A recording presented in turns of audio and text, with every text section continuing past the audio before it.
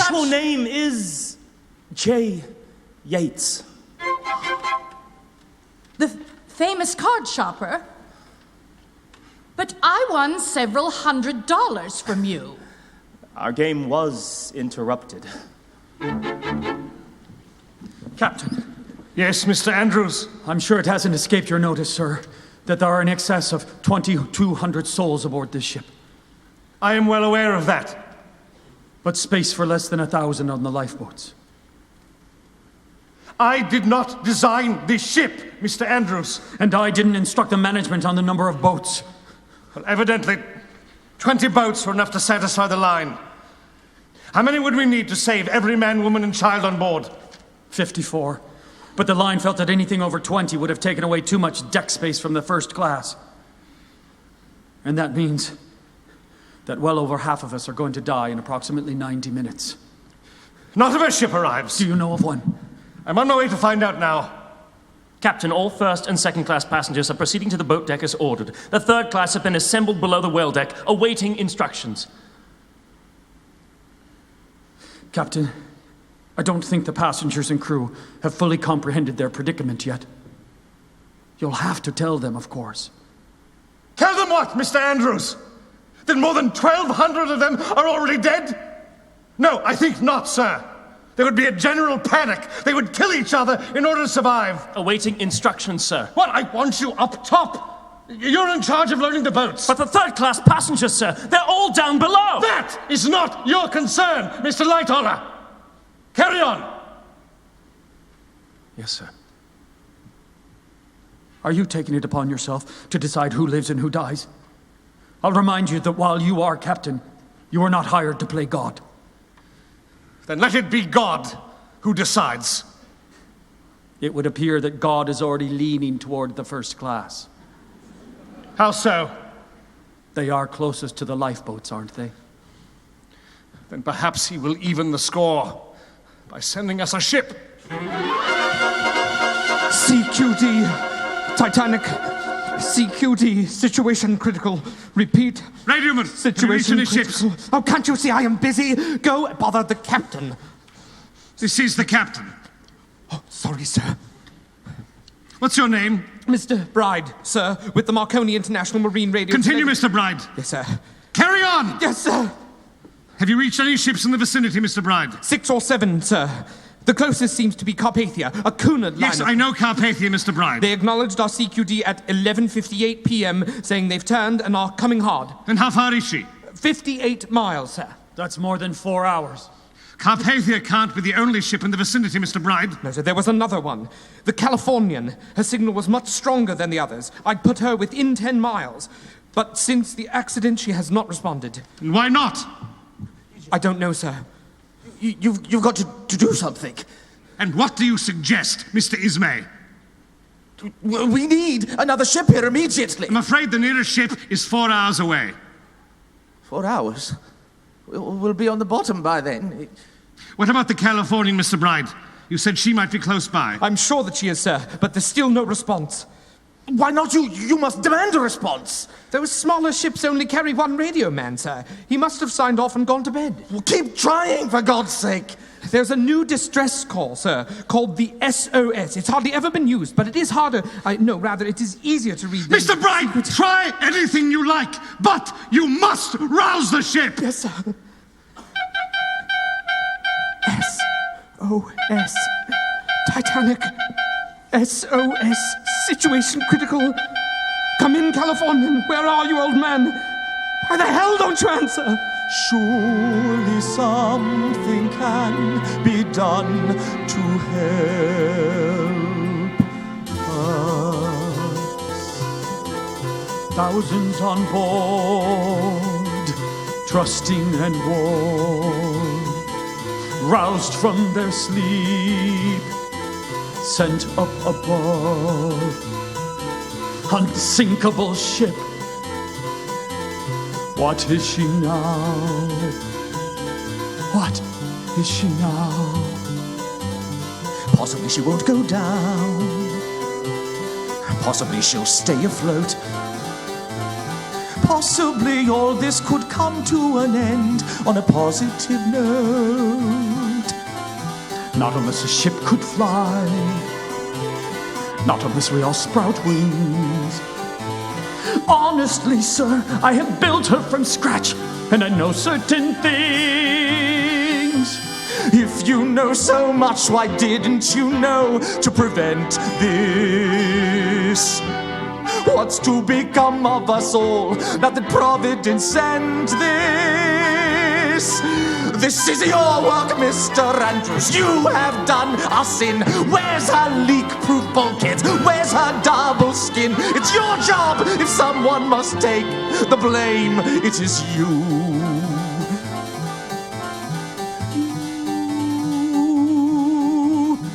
Innocent folk held in our care, living their lives, dreaming their dreams, dreaming their dreams. Possibly a ship will come. Possibly we'll all be saved. Damn it, sir, listen. We're hemorrhaging fast. It's our hull that's been staved. Couldn't you design it right? Who ever heard of steel that rips? Ismay, I'm just in the business of building. It's God who sinks ships. There stands the captain who sailed us straight into disaster. Oh, now it's the captain's turn, pray, who urged him to go faster. Well then, thank you, Mr. Ismay, for your contribution. Now please pray for some miraculous solution. Your timing is perfect. Now help us, please, if you can. Who called for speed and to break every record? Who had to keep all the millionaires happy? How dare you, Smith? I will not stand here indicted. Who ignored warnings of icebergs when sighted? Who, sir, refused to extend up the bulkhead? You, sir, to give the first class bigger stateroom. And who undermined the position of captain? And who took a course too far north for the season? Who kept insisting we land ever sooner? And who should have posted more lookouts and dodges? Who did it? Who did it? Who did it? Who did it? Who did it?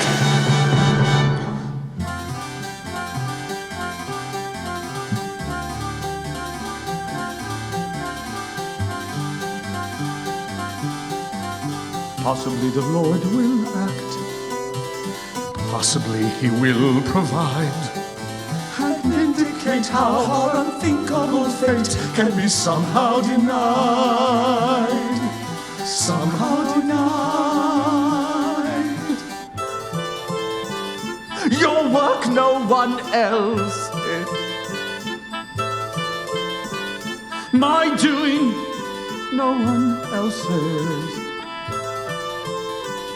There's only one captain, and I was in charge. This is my ship, no one else's.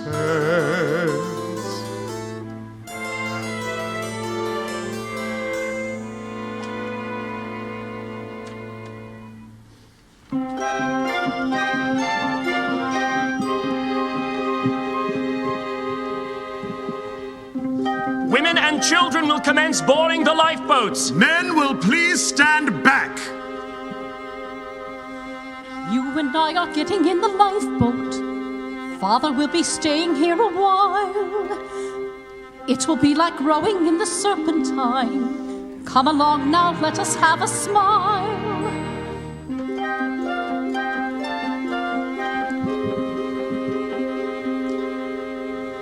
Go along with Mother to the lifeboat. John. Don't even say it, I'll be fine. I'll collect you both tomorrow morning. You and this beloved son of mine. Madam, step this way into the lifeboats. Mr. Strauss, by all means, take a place. No, I will not go before the younger men. Ida, you must go now. What about you? Ida, I'm telling you to get into the lifeboat. I refuse. Refuse? How can you refuse? After 40 years, you cannot refuse. I'm sorry, Isidore, but after 40 years, how can I leave you now? Because you must be saved. For what? To live the rest of my life without you? Absolutely not. Ida! Where you go, I go. Must get in, please step this way. You must get in the lifeboat. Please don't delay. This is the last to leave. It must be lowered down. Come Must back here in get the in, lifeboat. please step this way. And then you must get in the lifeboat. Please don't delay. This is the last to leave. It must be lowered down. Kate, there's got to be a place in that lifeboat. Take it for God's sake. Oh, I'm not going without you, Jim. I don't want to be a widow before I'm a bride. You're going to be a lady's maid. Lady's maid in America. This boat needs 2 more men at oars. You, Mr. Fleet. Yes, sir. Thank you, sir. You, Stoker. Barrett, sir. Mr. Barrett, can you row a boat? Don't know, sir. I've never tried. I can row, sir. I was a fisherman by trade. Then get in, man. Hurry! That I will, sir. Thank you, sir. Sorry, mate. Good luck to you, mate. Get into the boat, Alice. Edgar, I'm sorry about all those horrible things. Do as I say. Damn it. I love you, Edgar. Why'd you give up your seat, lad? You'll never get a place now. Well, he's a passenger, isn't he? They're the ones who've been paying no wages. Be thee well, may the Lord who watches all watch over thee. May God's heaven be your blanket as you softly sleep. Be thee well, when you'll find me in my arms you plainly see. This devoted sailor's heart and soul are yours to keep. Yours to keep. Hurry now, there isn't any time. We'll meet tomorrow. We will find the path and reach tomorrow. As the day of wrath, we'll be together once again. Cling to your hope and rest till then. I'll hold thee closely as we say goodbye, and keep your image in my memory's eye, and all the love of ours will soar. Come dawn or danger, we'll meet tomorrow and have each other evermore. Give us tomorrow and another hour. Let our reunion come within a Night is a light with 1,000 voices. just to make us start, that we may live for as we part. Come sail on me as I kiss your eyes. Let one brief moment make eternal ties. If tomorrow is not in store, let this embracing be placed forever. Keep us together.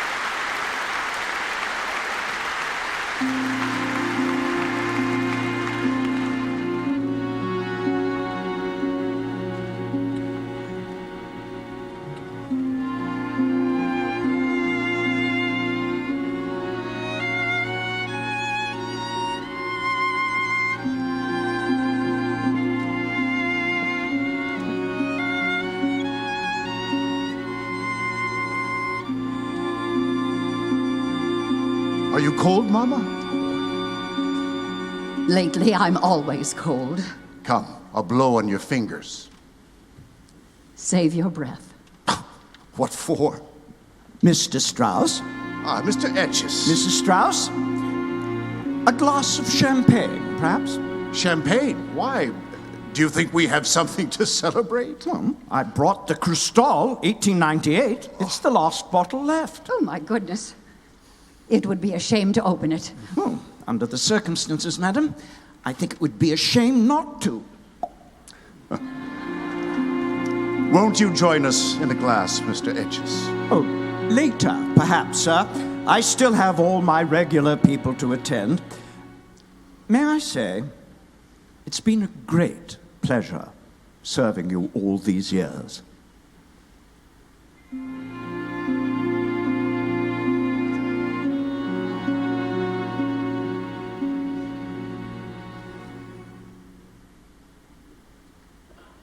To us.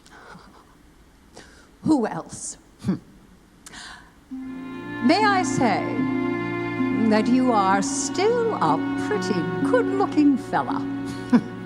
I would have to be, to keep such a beautiful wife. Still, the way I love you still lives in my heart. After all of the years we've been together, holding our love still,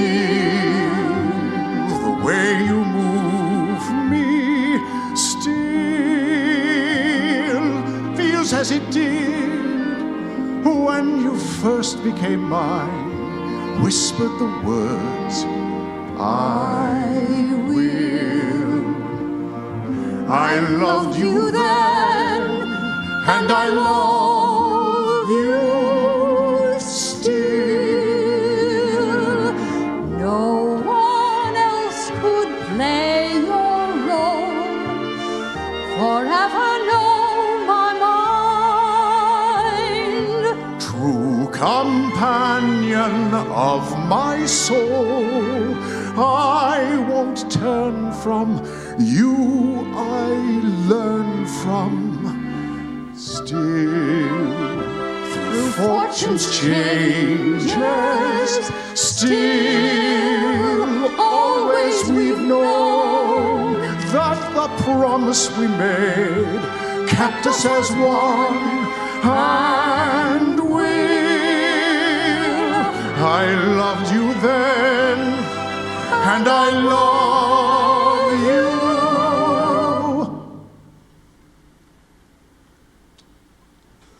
still.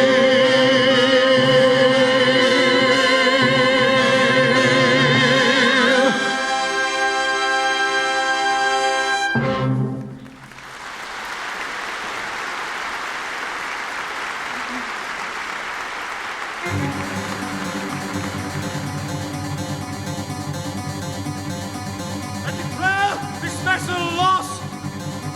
From now on, it's every man for himself.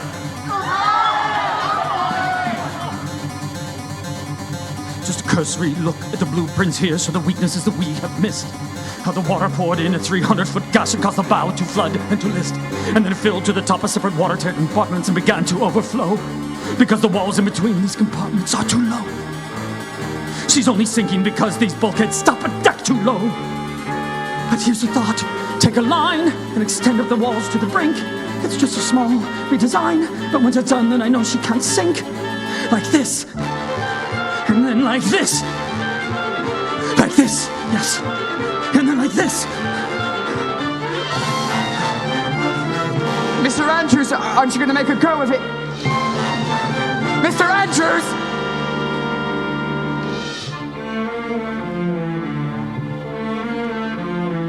The ship will start to plunge beneath the surface, the water lapping at our feet. Down sinks the bow, up flies the stern to the sky, the panicked people in retreat. 1,000 strong, they'll climb up towards the aft deck. They'll cling there desperately like bees to a hive. There they'll hold fast, doomed to the last, lost and abandoned and all still alive. A few of them will hang there from the railings, as one by one they'll drop away. More than 250 feet they will fall, and after that I cannot say. I will not say. The rest in swarms will overrun the boat deck. They'll lose all sense of right and wrong.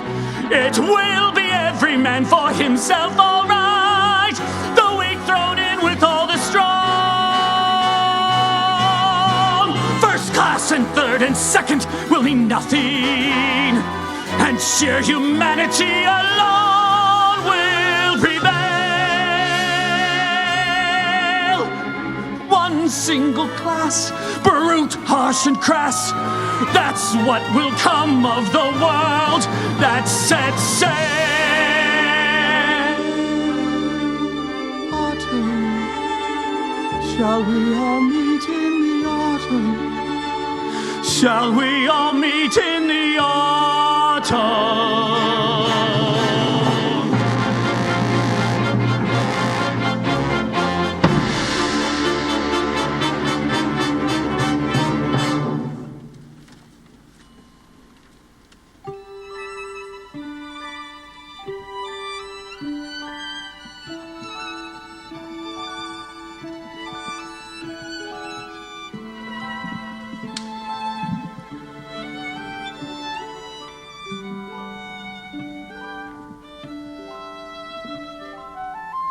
One moment the ship was there, and the next she was gone.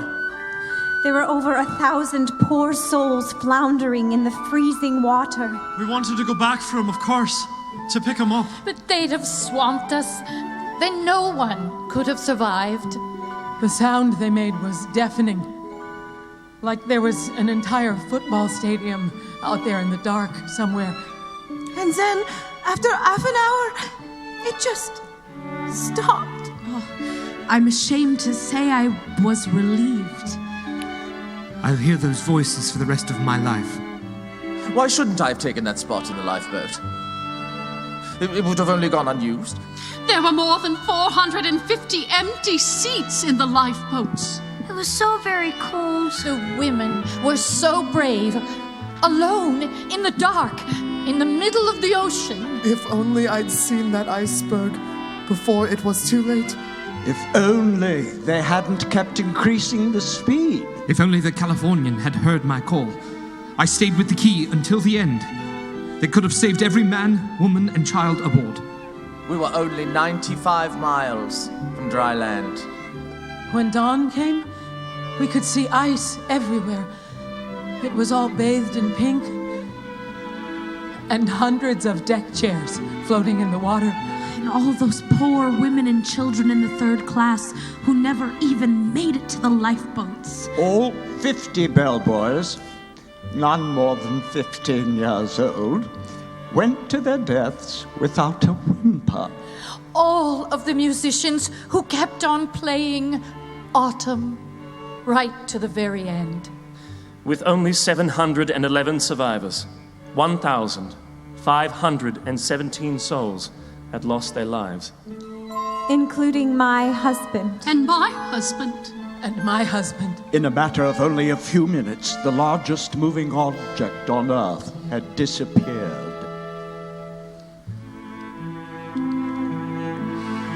Fare thee well. May the Lord who watches all watch over thee. May God's heaven be your blanket as you softly sleep. Softly sleep.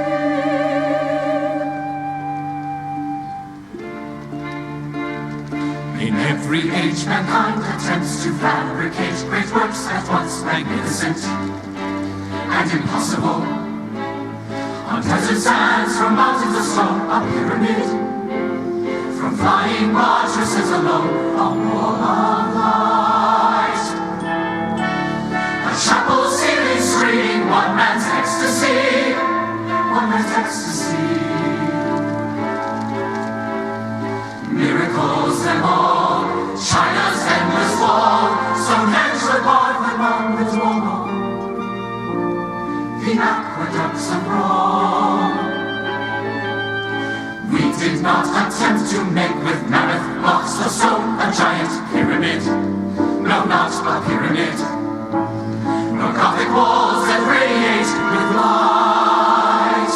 Our task was to dream upon and then create a floating city.